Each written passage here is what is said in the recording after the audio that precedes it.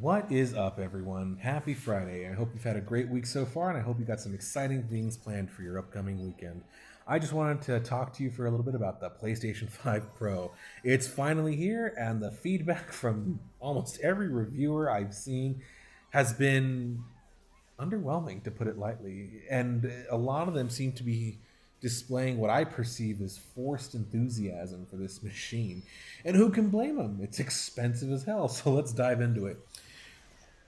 Truth be told, I'll preface this video right now with I too got a PlayStation 5 Pro, but I didn't get the white one. I got the 30th anniversary edition. And the only reason I got the 30th anniversary edition was a nostalgia thing for me. I missed out on the 20th anniversary edition PS4 Pro, or the PS4 system, and I did not want to miss out on these again. So I bought the entire collection.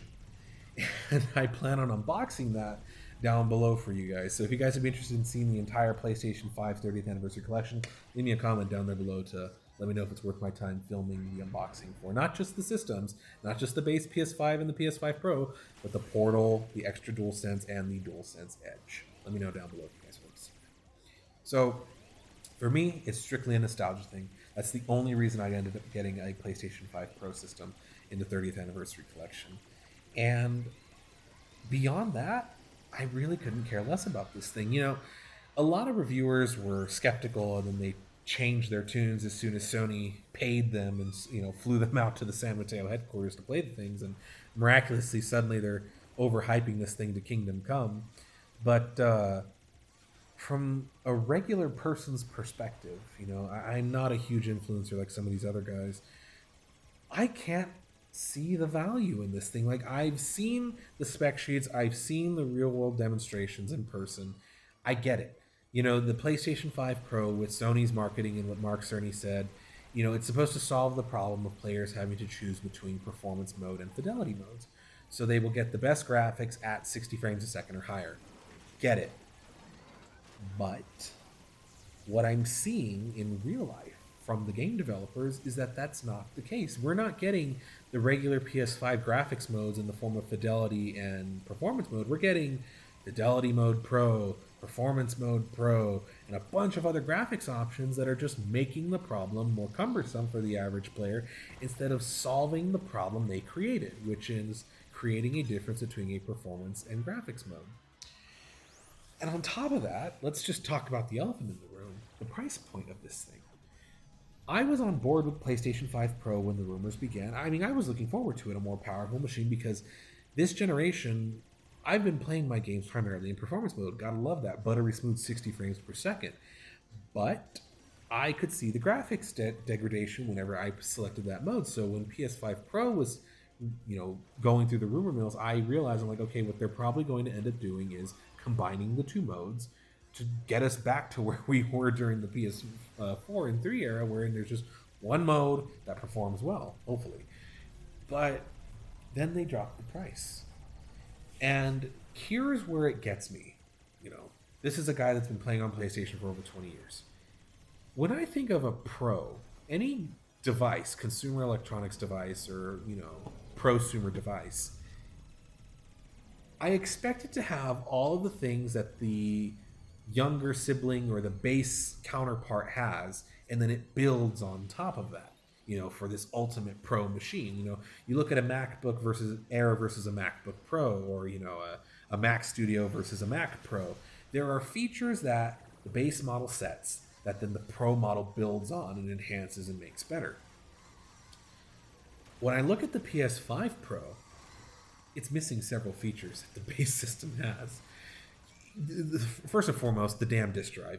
Whether you're a digital player or not, I think even you will probably agree with me that it's silly to call a system a quote-unquote Pro system when it's missing a feature that its base counterpart has.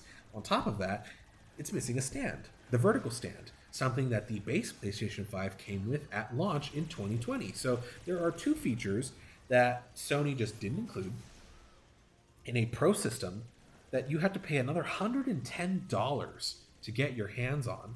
So now your price point is at $810 before tax. And we're talking US dollars here. God help you Canadians and everyone else out there. You guys are getting ripped off worse than we are here in the States. So we're talking about $699 for a quote-unquote pro system that's missing two features that the base system has, and it doesn't even include their Pro controller, the DualSense Edge. Now, if Sony had included just the vertical stand and just the disc drive, the $699 price point, fine, it wouldn't probably sting as much. But the looming cloud in my mind is I look back to 2016 when Sony launched PlayStation 4 and PlayStation, the redesigned system, and the PlayStation 4 Pro.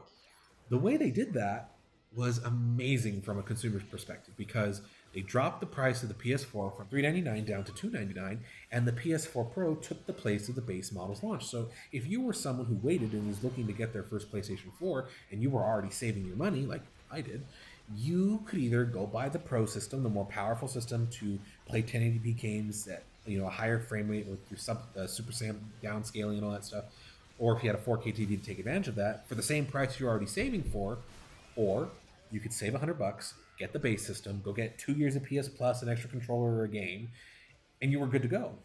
That was great because it didn't price people out because it was just taking the place of an already existing price bracket. The PlayStation 5 Pro didn't do that. The PlayStation 5 Pro comes in at a $200 premium, missing the disc drive, which means it comes in at a $280 premium, and that's just to get you caught up to all the things that the base system has. And on top of that, the base PS5 never even had a price drop. In fact, the digital system had a price increase. So you look at these factors and you just compare the 5 Pro's launch to the 4 Pro's launch, and it's just silly. Especially, again, the PS4 Pro had all of the things that the base PS4 had, but built upon them. It had the disc drive, the same disc drive the PS4 had. It was a 4K, dynamic 4K ready machine. And I was okay with that because I had a 4K TV at the time. I had bought one on heavy discount, an old Sony from 2015, and I was ready for it. But it also didn't cost me an arm and a leg to do that. The PS5 Pro would have cost me an arm and a leg. I mean, it technically did because I bought the entire, the Pro bundle. But at least that $999 PS5 Pro bundle, it came with the extra goodies that I would have basically paid anyways to get on a regular PS5 Pro. I just got them in a gray color scheme because, again, it comes with a vertical stand. It came with, the Pro controller or the DualSense Edge, and it came with a charging station. The only thing I still had to freaking buy with that damn thing was the disc drive, even though they gave you a cover for it. Like, Sony's entire approach with these consoles is just bizarre because the 30th anniversary edition, not to harp on it for too long, was it pays homage to every PlayStation that came before it, 30 years of PlayStation. But you know what they all have in common? They had disc drives. But in that box, you had the disc drive cover. It would have been easier for them to just include the damn disc drive and call it a day. If you're a digital-only player, oh well, you have an extra disc drive you don't need. Boo-hoo. You know what I mean? Like, it's the Pro system. It has all the things that the base system has and more. Why did they feel the need to make it a digital system but still include the option to upgrade to the disc drive and then include the cover but not the drive itself? Bizarre stuff.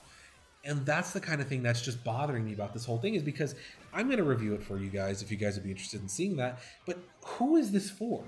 It's too expensive for the average person. It's setting a precedent for what PlayStation 6 is going to cost. These disc drives sold out by scalpers because people realize, like, oh no, here comes this Pro system without a disc drive. And I'm scratching my head at who came up with this strategy. Because, again, they did it way better back in 2016 with the PS4 systems. The PS5 Pro, there's nothing fundamentally huge that's changing here. And it's not like with PS4 to PS4 Pro where there was the 1080p to 4K upgrade where it was a significant boost. It's just 4K to 4K 60. And for the average person, that's really not enough. And there are some games that are seeing some substantial performance improvements, even without developer optimization, which is great. But let's talk about that developer optimization thing real quick. This generation has been held back by the 8th generation and the Xbox Series S this entire time. I don't even think we've fully tapped into the power of the base systems because all of these games, or a lot of these games, are being made with last generation systems or significantly weaker hardware in mind, and then are kind of just being patched to work with the extra horsepower that the PS5 and Xbox Series X give. And now Sony thought it was a wise idea to just throw a Pro system into the mix, which now makes things even more difficult for developers because now they have to make games with the PS4 and Xbox One in mind, then the Series S and X in mind, then the base PS5 in mind, and now the PS5 Pro in mind. And really, was this really necessary at this point? I would probably be complaining a lot less, like I said, if the price point was lower. If Sony dropped the price of the PS5 from $499 to $399, and then the PS5 Pro took that $499 spot with a disc drive, I wouldn't be complaining. Because it's not like Sony has to manufacture a special drive for this PS5 Pro. It's the same damn drive that the base system takes.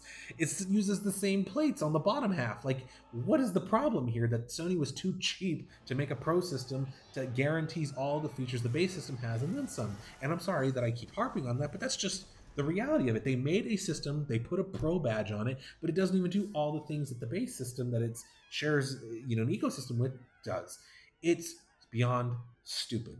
And so I don't take up the next 3 years of our lives ranting about it. Let me know what you guys think down there below. Like I said, I got the 30th anniversary edition for a nostalgia reason. I didn't have much interest in the PS5 Pro before that. Especially, well, I did until they announced the price. And at that point, I just checked out. But the 30th anniversary Pro bundle sold me again for nostalgia reasons. And so I'll be getting it, and I'll be reviewing it for you guys, and I'll be unboxing it for you guys. But in the meantime, let me know your thoughts down below. Are you part of the many people that are just sort of lukewarm toward this whole thing, kind of see it as pointless, or maybe see it as a decent upgrade, but not worth a $200 premium, starting? Like I said, if you want a disc drive and a vertical stand, you got to add an extra $110 on that, so before tax. So with that being said, let me know what you guys think down below. I will see you guys next week, but until then, have a great weekend, stay happy and healthy, and take care.